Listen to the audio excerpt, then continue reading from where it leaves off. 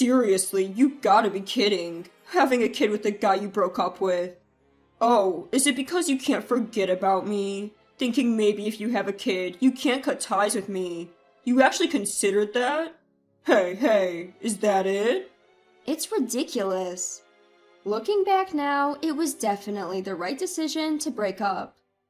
If I'd stayed with this daydreamer, I wouldn't have the happiness I have now. Today, I want to talk about this unforgettable dark past of mine and the drama of its reversal. My name is Amy. I'm a 53-year-old housewife who finds joy in leisurely doing housework while watching the morning news. I was 38 at that time. I was living peacefully with my husband Keith, but around that time, a slight air of unease began to flow in our house.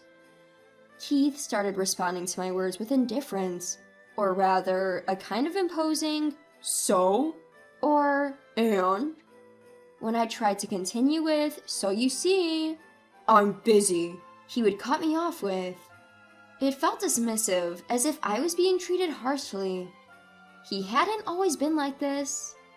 He was more of a chatterbox who would try to make me laugh with his jokes whenever he can. But then, this sudden change, because it was so abrupt, I wondered if I had done something wrong, but I couldn't think of anything. Then one day, I noticed a faint lipstick mark on the back of a shirt Keith had put in the laundry. On the day he wore that shirt, he came home late saying he had to work overtime. I didn't think there would be someone at Keith's all-male workplace who would lean against him with lipstick on. If there was, that would be too weird to even imagine. Could it be a woman? I naturally came to that conclusion, but it was hard to prove anything from a single lipstick stain. He could make up any excuse, like bumping into someone. I decided I needed to gather more evidence and started carefully checking Keith's behavior for any signs of change. Ironically, just being a bit more observant led to a pile of evidence of infidelity showing up. For instance, Keith always got up to use the bathroom around 2 a.m. when I was asleep at night. I had never doubted him before, but it seems that he was actually making calls to a woman during that time in the bathroom. There were times when long hairs came out from the inside of his suit. Also, sometimes when I looked closely at his handkerchief, there were traces of what seemed like wiped-off lipstick. The icing on the cake was when I borrowed Keith's car after a long time and found a tinted lip balm. If Keith had been using a tinted lip balm, that would be another story. But I thought this would be the most irrefutable evidence yet. It was our 10th year of marriage. The frustration of having my husband stolen by a woman out of the blue. The pure loneliness of not wanting to be alone and the love for Keith rekindled. Is it really impossible to make amends? Is there no way to make him come back to me just once more? Is there nothing that can revive something once cooled off? Pregnancy at this timing, it's a gift from God. Needless to say, I couldn't help but think that way. We didn't have any kids. The monotony of our relationship might have been the reason for my husband's infidelity. So, this pregnancy might change things. With that hope in my mind, I revealed my pregnancy to my husband. But then... What? Give me a break. That's just troublesome. Let's break up. I couldn't believe my ears. Well, looking back, I suppose I was naive to think he might come back to me. It's rare for a man who's been unfaithful to return. Life doesn't always play out like a TV show or a movie. But back then, I believed that we loved each other and got married so we could surely reconcile. How could you say something like that? It's your baby! Even a child would be better off without a father like me. You've realized that, haven't you? Seeing my husband smirk, my heart skipped a beat. I've been cheating. Pretending not to know about my husband's affair, planning to go back to normal after the baby, it feels like I had been pushed off a cliff. At that time, I thought, if the affair comes to light, the tension between us will make him not come back. But that was a miscalculation too. I was trying to let you catch me, doing all sorts of things, but you never said a word. I'm tired of waiting. What? I was waiting for you to say, you can't be serious. Let's divorce. Seriously, don't make it more difficult for me. You're joking, right? I wouldn't bother lying about something this troublesome. I have a cute 24-year-old girlfriend now. I don't need a 38-year-old who's going to gain weight from pregnancy. After saying that, my husband added, If your figure goes pear-shaped, you're out. And laughed alone. I couldn't laugh at all. Here, take this. I'll pay alimony or whatever. Just sign this quickly. What he handed over was a divorce paper. After that, I cried days and nights for 3 days straight, and finally decided to sign the divorce paper when he stopped coming home. 5 years have passed since then. I was scared of getting older and being single, but luckily I remarried my old friend Troy, who also had a divorce, and we've been living modestly with our child. Troy's wife also cheated on him. He too is a survivor of a messy divorce. Being comrades who share the same pain, living with him was very comfortable. Every year on our anniversary, he reserves a fancy restaurant and he gives me slightly expensive gifts for my birthday. I feel cherished. I wish these days could last forever. With that in mind, we celebrated our wedding anniversary again this year. We were supposed to have a fun meal at our usual high-end restaurant. Wow, it's Amy. The person who grimaced at the sight of me was my ex-husband. What?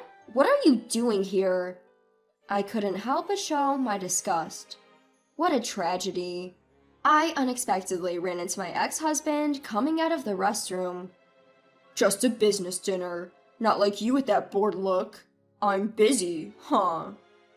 My ex-husband's gazed straight over my shoulder and he strode over. Huh, you had that kid you were pregnant with from me? That's disgusting. He reached out and pulled at the child's hand, scrutinizing him as he said the unthinkable. Seriously, you gotta be kidding having a kid with the guy you broke up with. Oh, is it because you can't forget about me? Thinking maybe if you have a kid, you can't cut ties with me? You actually considered that?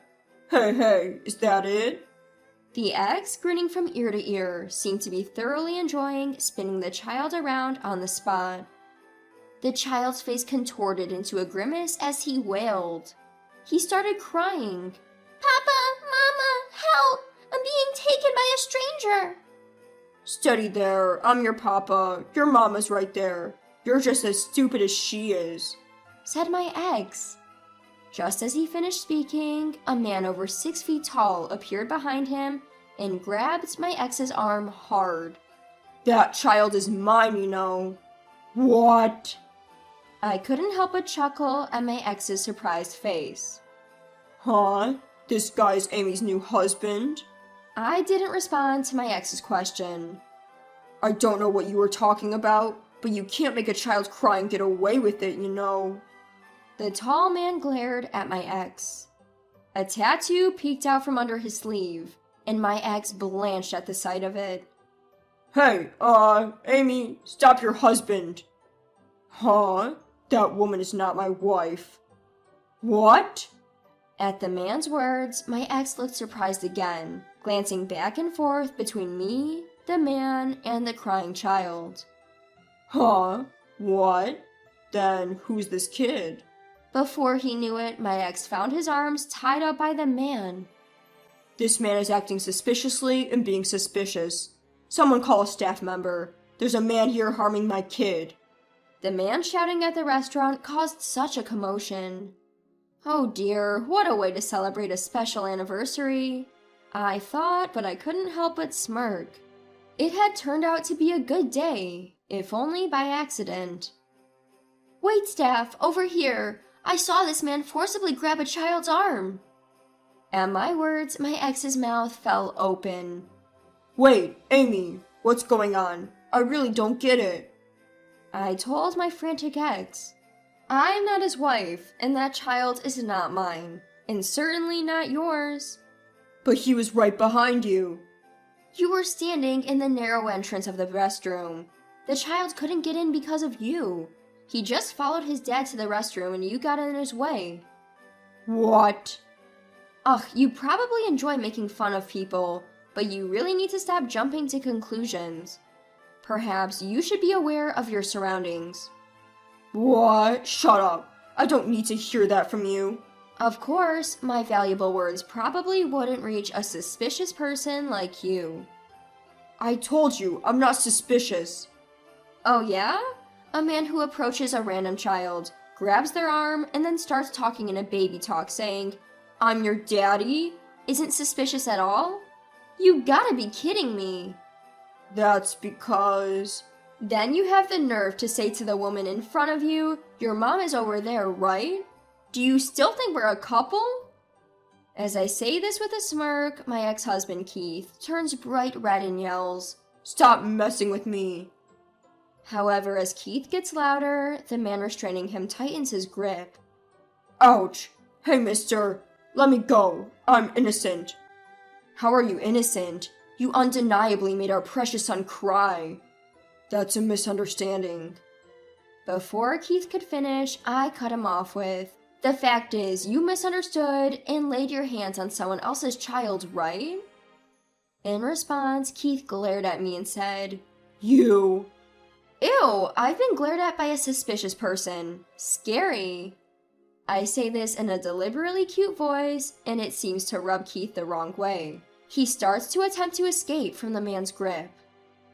"You're so deluded, you even think we're still a couple.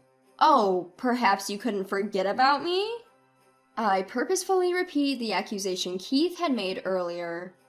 As expected, Keith becomes enraged, and sensing the danger, the man throws him to the ground and straddles his back. You really thought you could escape from me?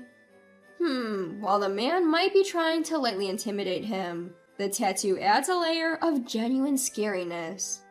Keith must have thought, This might be the end of me. Hey, Amy, tell them it was a misunderstanding. And as I've said, pulling on a stranger's child's hand is not a misunderstanding at all. I thought it was my kid. Upon hearing Keith's childish pleading in a half-crying voice, I burst into laughter. Claiming he's your kid when you haven't even acknowledged him and haven't paid any child support? Huh? Did we ever talk about recognition or child support after our divorce, Keith?